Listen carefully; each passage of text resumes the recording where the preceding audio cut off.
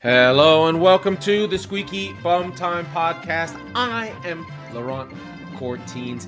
It is Monday, November 7th. In this episode, we will review match week 16 of the Premier League season, the last week before the World Cup.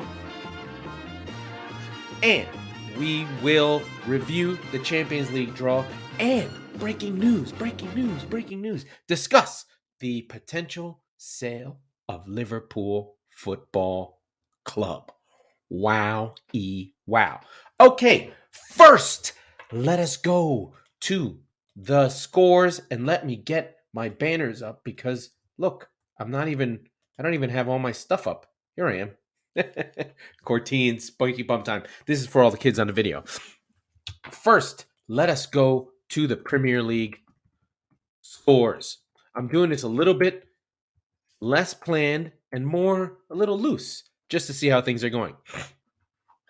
Okay. In the first game of the day, this was on Saturday. It was a goal fest. The whole thing was nuts. 2-2 Forest versus Brighton. Forest had this game. They were there. And then Ben Mee couldn't clear the ball off the line, and they get the draw. Brentford had the win, and Nottingham Forest get a draw at home at the City Ground, but they need a win. De Zerbi's boys go to Molineux and win 3-2. That's 2 on the spin for De Zerbi. Wolves architects of their own downfall by getting a red card from Semedo, but Brighton were good as usual. City, in a vital performance, win 2-1. Holland scores a penalty that was drawn by De Bruyne. Fulham were good in this game. They probably could have attacked a little bit more, but they were a man up for 60 minutes in this game. In the bonkers game of the day, and as we learned from Chari, this is his new crack. Leeds 4, Bournemouth 3. They did it again, Jesse Marsh. It was crazy. Up and down. Our boy Somerville putting the game-winning goal up on this one. Leicester continue the renaissance. They defeat Everton 2-0. Dominic Calvert-Lewin hurt again. Everton still can't score goals. And then yesterday, when all the big boys played, first, Arsenal 1, Chelsea 0. Chelsea slipping. My boy Potter already getting boo birds. What's wrong with you people at Chelsea? Arsenal are grooved. They are title contenders. We've been saying this for 3 months. They're good. Aston Villa under good evening Unai Emery defeat Aston Villa 3-1. Also exciting. Newcastle spank Southampton in what will be our friend Ralph Hasenhutl's last game. Goodbye, Ralph. And Crystal Palace defeat West Ham at the London Stadium. Zaha gets on the sheet, and then my boy Aloisi has a great post-game game. And then finally, the last game of the day went exactly as you'd expect. Liverpool 2, Tottenham 1. Spurs didn't show up in the first half, really. Well, that's not true. Liverpool scored a goal early, had 2 goals early. Mo Salah with some good finishes. One on a mistake by Dyer, and Harry Kane with a really nice goal for Tottenham. Tottenham could have got a draw out of this, but they didn't. Next, so we're going to go back to the games, but let's go through the Champions League draw because this is the round of 16. This is when we get in double elimination. Very important stuff now. The big news here is, remember, Champions League draw, you may not be drawn in a team from your group or from your country. So the draw goes like this, and these will begin on Valentine's Day after the World Cup. So we've got some time in February. PSG draw Bayern Munich. Bayern would be favorites. Tottenham get a fair draw, taking on AC Milan. Club Brugge gets Benfica. Everyone wanted Club Brugge. They had been great in the group stage, but Benfica then draw the good straw. Dortmund vs Chelsea. I think Chelsea will expect themselves to be favored in that group, but that could be tough. Liverpool, Real Madrid. A battle of royalty. No one has an advantage. Liverpool have had a bad season, but by the time February rolls around, I would expect this will be close. Napoli draw another team that in Eintracht Frankfurt. Eintracht Frankfurt's real strength is their crowd, but Napoli have been so good. They should have no problem. City get RB Leipzig. I would say we're happy with this. This is not a difficult team. It'll be tough, and none of at the round of 16, no games are easy. And then Porto and Inter. The world will be focused on two matchups: PSG Bayern and Liverpool Real Madrid. For PSG and Bayern, this is a life or death matchup. If either of those teams lose, their season is a wash because they both expect their whole season is based on this tournament. So PSG not winning their group and not getting the goals they needed against Maccabi Haifa and Porto getting them means they finish second, which means this is why you don't want to finish second in your group. You end up playing Bayern. Or if you're a Liverpool, you end up with Real Madrid. That Napoli victory was a big deal. Angela, your boys are in good shape. You might win the Scudetto. I think you might go nuts. So Napoli pull through. But the Champions League is now on hiatus. PSG, Bayern, Milan, Tottenham, Club Brugge, Benfica, Dortmund, Chelsea, Liverpool, Real Madrid. Just crazy. Eintracht Frankfurt, Napoli, Leipzig, Man City in a battle of two teams with no history. That'll be the narrative. Inter versus Porto. Old-time champions. Okay, back to the Premier League. And I want to go to Chelsea versus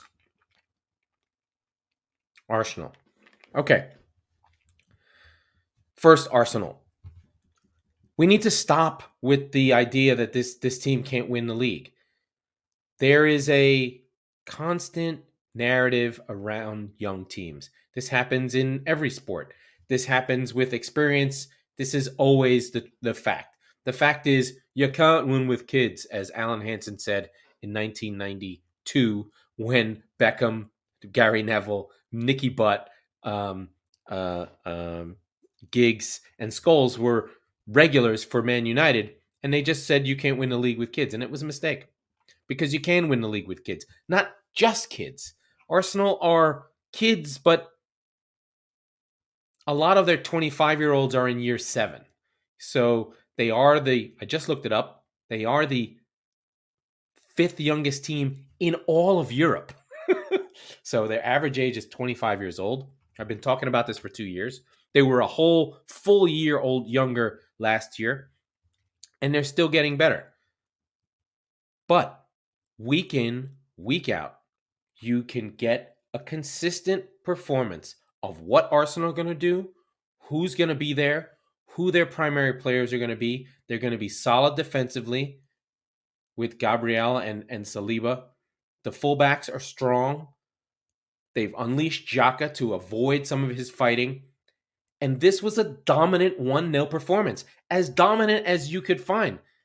Chelsea didn't have fight. They didn't quite get there. I listened to a guy called Rory Smith, who's a sort of hyperbolic sort of YouTube guy. He's been on the Twitch streams, and he's doing well, and he's quite good. And he is deep into Chelsea, and he's my sort of go-to for what's the feeling of the supporters. And his feeling was just that his team is filled with mercenaries, and they don't have any connection to the club. And the previous regime under Abramovich lit fires under players due to its cutthroat nature. And the way the side is now, they're just not there. They're not doing that. I did also watch the TIFO breakdown of this. It's more tactical, more nerdy, where they go through the tactics board. And they gave the impression that it felt that Arteta really controlled this game by spreading out the midfield of Chelsea and really giving the middle of the pitch to Arsenal because of the way they played, because of Arsenal's smart tactics of splitting players wide and pressing on, and some of the liabilities of Chelsea. The they're just not athletic enough, especially against a younger team. Jorginho Loftus-Cheek cannot compete with Xhaka, Thomas, Odegaard in the midfield and all the youth that with Zinchenko and Ben White both being able to come inside and really flood the midfield a lot, where they were sort of vacating them, trying to keep up with these wide wingers and stuff like that. So just Chelsea just don't look good. And Potter's trying to find the right grouping. Listen, I understand that Chelsea has a lot of injuries. That's fine. They also have a lot of depth. So, Chelsea are licking their wounds. They are winless in their last 4, 2 draws, 2 losses. Doing okay in Europe. They're fine there. I think Potter needs time. I think Chelsea fans are going to have to sort of accept the fact that the Bowley change was a big deal. It's probably mentally affected the players over the long period of the season. There's weirdly, for as much money as they spent, not a lot of game changers in the side. I'm looking at the side here. It's, Aubameyang is not great. Havertz is not great. Mount is the only really player that can create from the midfield. And Raheem Sterling, I told you, is not that good. He's good. No, sorry, I'm just kidding around, but he's not a finisher. And he needs things set up for him so that he can do his thing. And without Conte and without Chilwell and without Koulibaly and without Reece James and without Kepa, Chelsea just tried to hang on. Now, the 1-0 score looks okay, but they were dominated. And Chelsea at home losing to Arsenal is a big deal. So it's not hyperbolic. It's not the end of the world. They're going to be fine, but they have to right the ship and get themselves back together and then back onto Arsenal. This team is going to be there with City at the end. It's going to be City and Arsenal. And like we said before, no team with this many points at this point in the season has ever finished less than second. The only team that finished less than second with this many points at this point in the season was the famous Kevin Keegan Newcastle team called the Entertainers, who folded down the stretch. They had an epic collapse against United. Otherwise, Arsenal are on a winning trajectory. We know, Liverpool fans, Manny, that City sort of break these molds. They break history. So City is going to be on 90, 91 points, 92 points. Arsenal are on that path. But can they stay there?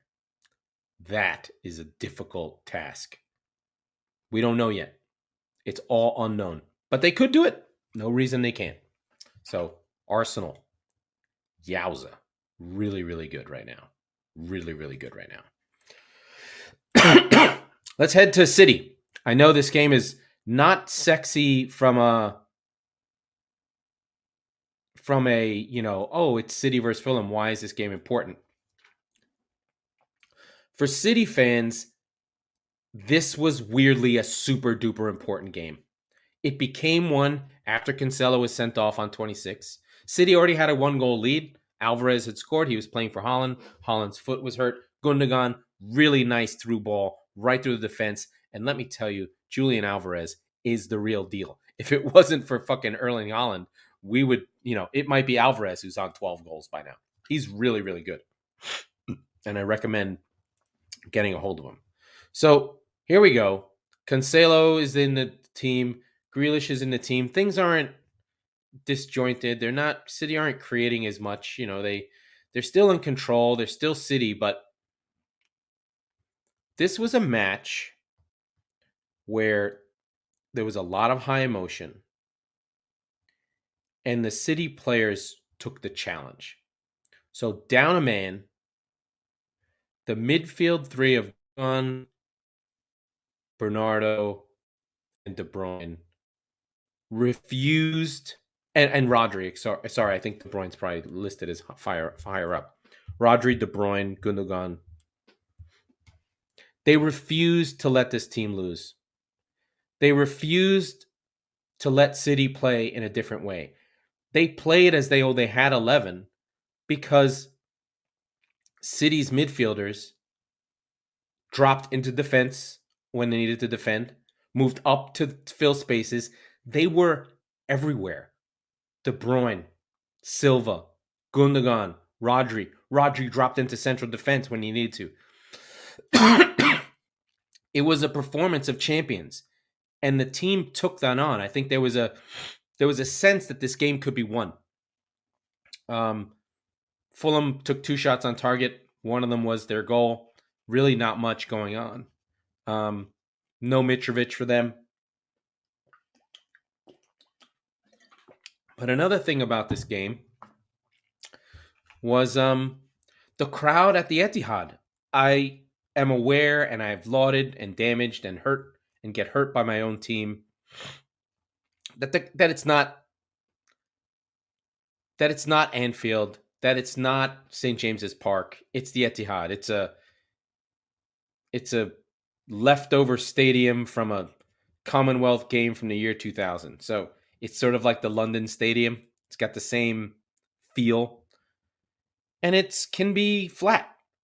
But this game, for some reason, the fans sensed the effort that the players were giving. Guardiola was ginning up the players, the fans, and it bounced. It had energy. And that was different. That was something else that City does not have. And if that's what City's like when we have full fan support, then God damn it, let's get more fan support. At the end of this game, Guardiola went nuts. He jumped up and down. He was demonstrative. He made the players do a lap of honor. He wanted to acknowledge that the fans pushed the team forward. Haaland almost scored a goal, was called offside. I mean, once he came on with Foden, it's like an attacking duo comes on. I think everyone will agree at this point that, Foden, the best front line is De Bruyne, Foden, and Silva.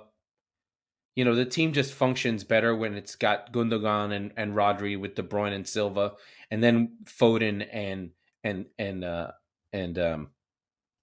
Haaland as the 2 primary strikers. I mean, John Stones was killing it at right back. I mean, there's so many heroes in this game. Just an amazing game, and the fans picked up on it. It was an amazing performance and an amazing feeling. Just a different maker, the kind of game that City fans needed and wanted. So really good stuff from City. And I'll jump on to United. So United ran into Unai Emery and a buzzsaw that they just weren't prepared for. They seemed to not be ready for Aston Villa's fire, fight, spacing, tactics. All of a sudden, Villa knew where to go. All of a sudden, the passes were faster. It's like Unai Emery had 3 days on the training ground, and all of a sudden, Villa were transformed. Now, Manny, hello. Manny, who's on our WhatsApp chat, please let us know in the comments if you want a hold of that. And please subscribe to the show. Manny pointed out that, we're going to talk about how Unai Emery changed the team. He may not have. And players may have been playing on emotion. But whatever the case was, I watched Gerrard. If you listen to this pod a lot, I really thought Gerrard would be good. And he wasn't. But fair play to Villa. They fucking came. They punched United in the mouth. United did respond. They did pull a goal back from Shaw. And you kind of thought, maybe the second half, United will pull this out for a draw or something. But a second goal from Ramsey really made a difference. And once it went up to 3-1, it didn't look like United had it in them to pull out of it. Not a lot of shots in this game, but a decent amount of strong chances. I will shout out John Santana, the old man in the shoe, calling out Tyrone Mings, who is everywhere and kicking ass. One sad note, Johnny van der Beek. You You can't play for United. Sorry, you're just not allowed. There was no Fernandez because he missed a game, so they were missing that creativity. But the Villa were just so good. Leon Bailey terrorized um, terrorized Luke Shaw. He was moving around. He was everywhere. I will give another shout out to Lissandro Martinez. What an amazing shithouser. But he couldn't defend everywhere. So there were just giant gaps. Didn't seem like Casemiro could get in the game or affect anything. Ronaldo didn't do much. Kind of had the team sputtering the way he does. When he plays, I mean, he seemed to be trying hard, but he's out of form. He doesn't play all the time. So he can't really get his mojo back on to help the team score. They have a youngster, Alessandro, or what's his Alejandro? What is he? What is this? Alejandro Garnacho, young kid from Spain playing for United. He's got the look. I thought when I watched him, he had all the moves and the tricks. He just held the ball too long. Like there were moments that he should have shot. There were moments that he should have gotten off the ball. The difference when you're coming up to these top level games to the Premier League is you cannot stay on the ball. You have got to move it. If there's an opportunity, you do it. So he was good, but United just couldn't get off the schneid and move things forward. Now, I'm talking about the big teams and all the teams that are in the top of the league, and we will get to Liverpool and Tottenham. But I do want to give a big shout to Newcastle. The machine keeps rolling. I'm not going to go through this game. Granted, it was versus Southampton, no big deal. But Almiron, Chris Wood, Vila, Kumar, Bruno Guimaraes, they fucking kicked ass again. They're sitting in third. If you can be a top 4 team without anyone knowing, this is about where Newcastle is. I believe they play Chelsea next, and we're going to go to Chelsea. We're going to go check in on that in a minute. But yeah, Newcastle, just really good. Another team, weirdly, like Arsenal, a lot less turnover, a lot of things coming together. It's the 1-year anniversary of Eddie Howe. He's got a top 4 club on his hands. He's done an amazing coaching job. I think we all thought that he was good when he was at Bournemouth, but they could never defend. And maybe he was a one-club guy, and he had left Bournemouth for Burnley, failed at Burnley, went back to Bournemouth. Now, he did bring Bournemouth up 3 levels and kept them out of relegation after a 10-point deduction, but he never really progressed and their transfers didn't really work, and Bournemouth was kind of weird under them. They kind of fizzled out, and he really couldn't keep them from the drop. But what he's doing with Newcastle is fantastic, and those fans deserve it. I think everyone is pulling for Newcastle who's not, nobody hates Newcastle. Did someone say they hate Newcastle? Somebody hates Newcastle. I'm sure they're out there somewhere. But I think I'd be remiss if I didn't go to the other one of our friends in the top 4, and that's for the pod. I probably put City before this game. I probably shouldn't have. But Liverpool 2, Tottenham 1. Same old, same old, same old, same old. Salah on the score sheet, Kane for Tottenham, and Tottenham not being good enough. No, it was weird seeing Ivan Perisic playing up top with Kane. It was still defensive, 5-3-2 from Spurs at home. They did have the outball with Sessegnon, and Spurs did attack Trent Alexander-Arnold a lot, and he did get in behind. Sessegnon did have some chances, but Konate was there. He hadn't been playing for a while, and he protected Alexander-Arnold enough, and Elliott supported him enough. And the goal came, from a really good run and a really good pass to Salah, who just picks it up. Nunez makes the run. They both kind of run together, pushing the defenders back. Nunez keeps his head up, takes the pass, hands it off to Salah. Salah, touch, left foot, boom. I thought Sessegnon was close and maybe should have been closer, but the first goal from Salah was pure class, pure Salah. He's getting more central and staying out from being so wide, and I think that's really helping. He's trying to be closer to Nunez, and that's making things work. But the second half was tough. I think Spurs were okay. I think this game was pretty even. I wouldn't say it was a bad Spurs performance. It's just they don't get going until they're behind, and especially the first half is usually problematic. Second half was much better, much better from Spurs. They hit the post twice. One was sort of a fumbled one from Allison, and then Perisic just literally just hit it hard. Kulusevski came on. He made a difference for Spurs, and they're just getting there. I'm not sure what to make of them. I wish Mike was here to sort of really talk through some of the Spurs stuff. He's very frustrated with Conte. Conte seems frustrated with the team. Although I will say that Kane looks really good. He was very much into this game. So it's good for England that Kane's playing well. Bad for Spurs that they can't really get themselves together. I was hoping that Bryan Hill would put some different kind of flair, but it doesn't look like Conte's ready to trust his defense at all. And Derek Dyer showed why, because he made a mistake and gave up a goal. He did something stupid. They just don't have good enough defenders to be a defensive team. So what they should do, I don't know. I thought Basuma, again, was really good. The three of Højbjerg, Betancourt, and Basuma is really good. I just wish that there wouldn't be five at the back. I just wish it was a four. The wing backs aren't good enough, and so you might as well just put another attacking player in and just be a 4-3-3 and really take advantage of Basuma's legs and ability to of Højbjerg, or one of them can sit. Maybe they just need one to decide to be the creative player and try and be like City and Arsenal, attacking sixes with a holding eight. Come on, let's get involved. So that's where Spurs were. The less said about Liverpool, the better. I fucking hated it. I hated that they scored the 2 goals. As a City fan, I just kind of see Salah and I go, oh, you fucking Salah.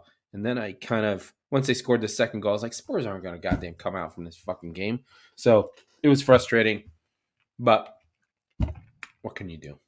What can you do? It's fucking Liverpool. They're good. That's why you get Real Madrid, fuckers. You eat a bag of dicks. Big news is that FSG have put Liverpool up for sale. They've been the owners of Liverpool for 12 seasons. Came through when Liverpool were in bad shape after the Gillette ownership was really just a bad real estate deal. They had been the Texas Rangers owners and had fucked the Texas Rangers too, and then bought Liverpool. They bought Liverpool for $200 million, and we have to be fair. They did a great job. The hiring of Jurgen Klopp was clearly the Vanderpunkt with turning point that really turned the franchise around. But in terms of a business, they were getting Liverpool in the right direction. They had that first shot under Rodgers where they almost won the league in 2013-14. Then they get Klopp after Rodgers. And so it's been a positive experience. They had some missteps, I'd say. The Super League type of stuff. John Henry having to post his prison video where he said, oh, I didn't really realize it. That's fine. Americans, we really just think of sports as business. So that's there. I don't know what it means for Liverpool yet. They'll probably sell that team. I mean, in the range of $5 million, $4 billion, excuse me, some absurd number.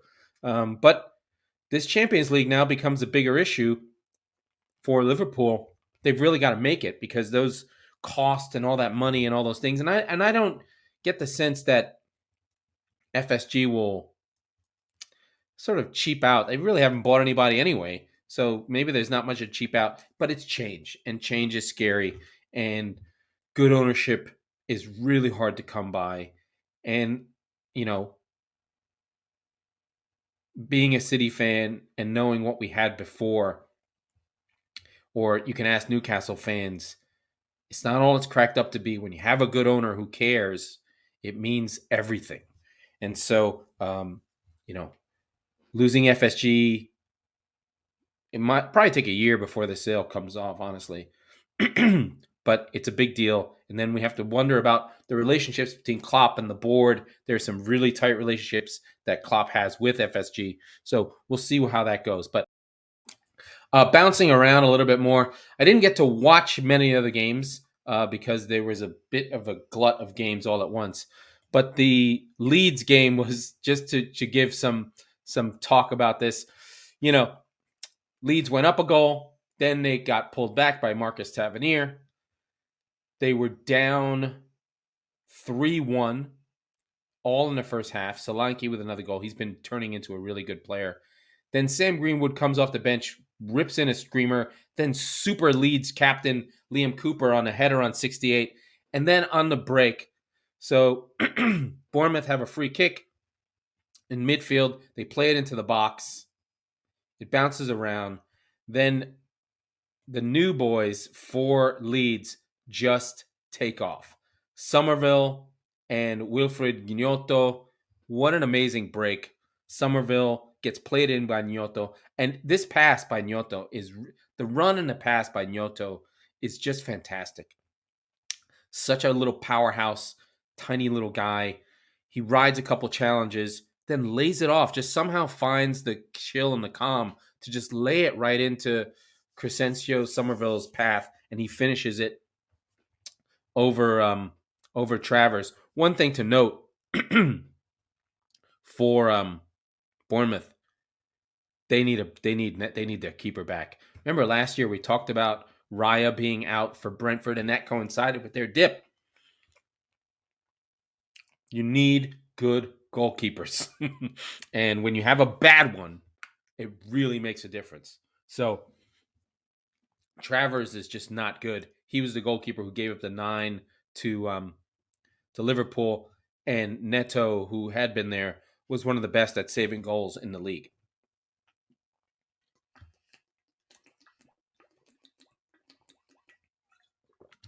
So, something to keep in mind when we look around for why teams are failing and who's doing well and why they're doing that, and etc. So keep an eye on those goalkeepers. One place that I do want to go with Leicester is we talked about their goalkeeper pretty early on. They take a clean sheet against Everton, but it looks like Ward has really turned himself around because he was really poor.